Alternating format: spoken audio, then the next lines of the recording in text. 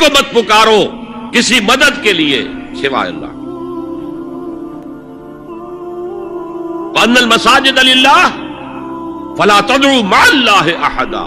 اللہ کے ساتھ، یعنی ایک تو یہ کہ اللہ کو چھوڑ کر کسی کو پکارنا، ایک ہے اللہ کے ساتھ پکارنا، اللہ کو بھی پکارنا اوروں کو بھی پکارنا. بدترین شرک ہے دعا اللہ کے لیے، ندا اللہ کے لیے. اس کا بھی ذرا میں تجزیہ کر دوں. آپ دیکھیے، ایک ہے عام مادی قوانین دنیا کے جو ہے اس کے تحت کسی سے مدد چاہنا.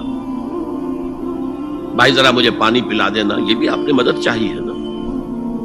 حضور کے بارے میں تو آیا ہے کہ آپ اتنے خوددار تھے صلی اللہ علیہ وسلم کہ اگر سواری پر ہوتے تھے اور آپ کا کوڑا نیچے گر جاتا تھا تو کسی سے یہ نہیں کہتے تھے کہ یہ کوڑا مجھے اٹھا کے دے دو،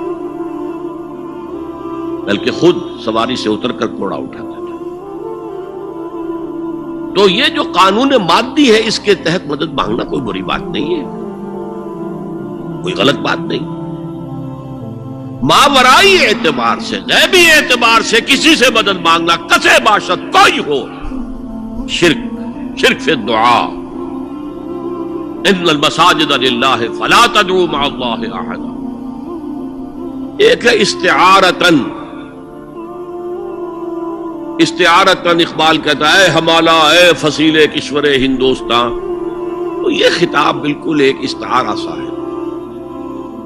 اسی معنی میں مولانا حالی نے اپنی مسدس کے اختتام پر جو مناجات لکھی ہے، اے خاصہ خاصان رسول وقت دعا ہے، امت میں تیری آ کے عجب وقت پڑا ہے.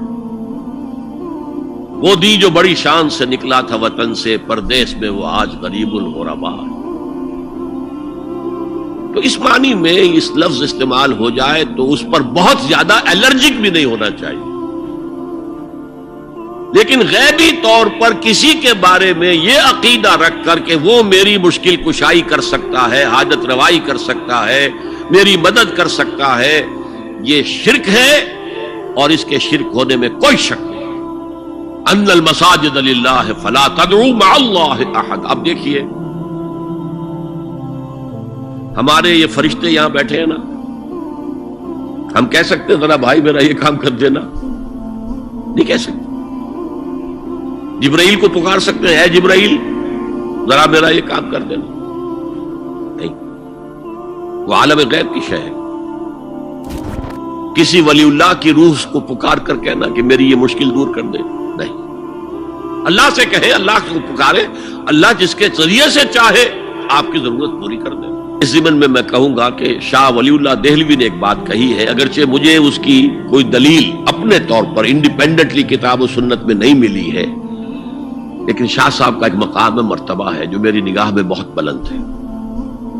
انہوں نے یہ لکھا ہے کہ جو اللہ کے برگزیدہ بندے ہوتے ہیں، اولیاء اللہ، اللہ تعالیٰ ان کی ارواح کو ان کے فوت ہونے کے بعد ملائکہ کے طبقہ اسفل میں شامل کر دیتے ہیں، اور وہ بھی جس طرح وہ ملائکہ اللہ کے احکام کی زمین میں تنفیذ کر رہے ہیں وہ بھی اسی کام میں لگ جاتے ہیں. میں نے عرض کیا کہ میرے پاس انڈیپینڈنٹلی کوئی دلیل نہیں ہے اس کے حق میں، لیکن شاہ صاحب کا فرمانا خود میرے لیے ایک درجے میں دلیل ہے.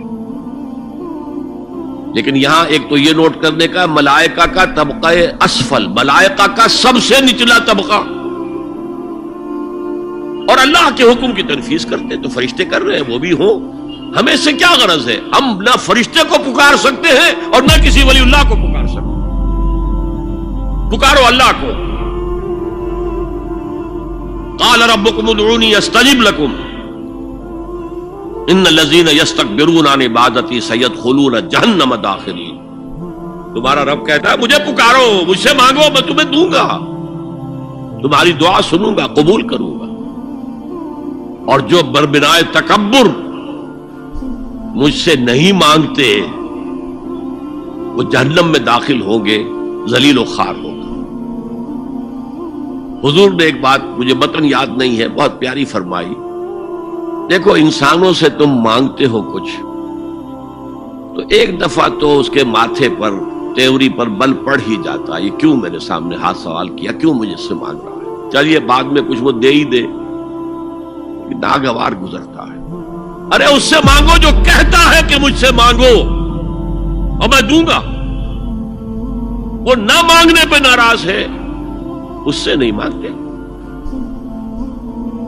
رات کے آخری ساعتوں میں، یا جسے آپ کہتے ہیں the small hours of the morning، حدیث میں آتا اللہ نزول اجلال فرماتے، جس کو ہم نہیں جانتے کیسے نزول ہوتا ہے. ذات باری تعالیٰ اور اس کے متعلقات کے بارے میں جو بات آ گئی قرآن میں حدیث میں وہ ہم مانتے ہیں. کیسا یہ ہم نہیں جانتے. اس کا ہاتھ ہے کیسا ہے ہم نہیں جانتے. اس کا چہرہ ہے کیسا ہے ہم نہیں جانتے. اس کی ساق ہے، اس کی پنڈری ہے کیسی ہم نہیں جانتے. وہ سنتا ہے کیسے سنتا ہے ہم نہیں جانتے. کیا اس کے کان ہیں؟ کیا اسے بھی ساؤنڈ ویوز کی ضرورت ہے سننے کے لیے؟ وہ دیکھتا ہے کیسے دیکھتا ہے ہم نہیں جانتے. وہ اترتا ہے کیسے اترتا ہے ہم نہیں جانتے. جو قرآن میں آ گیا حدیث میں آ گیا مان لیجئے بس.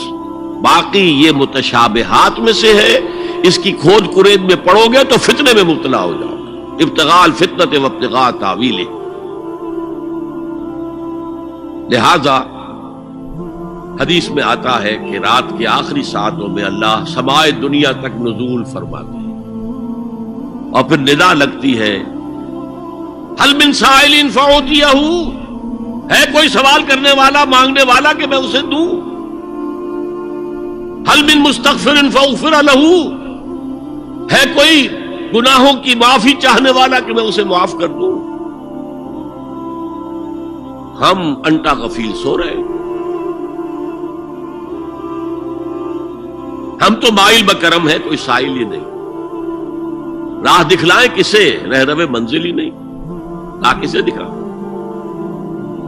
اللہ کے راستے پر چلنے کا فیصلہ کرو، اللہ کی راہ میں جہاد کا فیصلہ کرو، پھر اللہ راستہ کھولے گا. والذین جاہدوا فینا لنہدینہم سبلنا. وہ لوگ کہ جو ہمارے راستے میں جہاد کریں، محنت کریں، مشقتیں کریں، ہم لازماً ان پر اپنے راستے کھولتے چلے جائیں. تو دعا شرک فی الدعا. مانگو صرف اللہ سے، اللہ سے، اللہ سے. وہ چاہے کسی فرشتے کے ذریعے، چاہے کسی فوت شدہ ولی اللہ کی روح کے ذریعے سے، چاہے کسی کو بھی نہیں، براہ راست اپنے حکم سے. اس کی تو قدرت ہے جو چاہے کرے. کن فیکون. وہ جیسے بھی ہو وہ آپ کی ضرورت پوری کرے گا. وہی ہے جو کہ مشکلات کو حل کرنے والا ہے، وہی ہے کہ رزق دینے والا ہے، وہی ہے جو مرض سے شفا دینے والا ہے. پکارو اسی کو، مانگو اسی سے.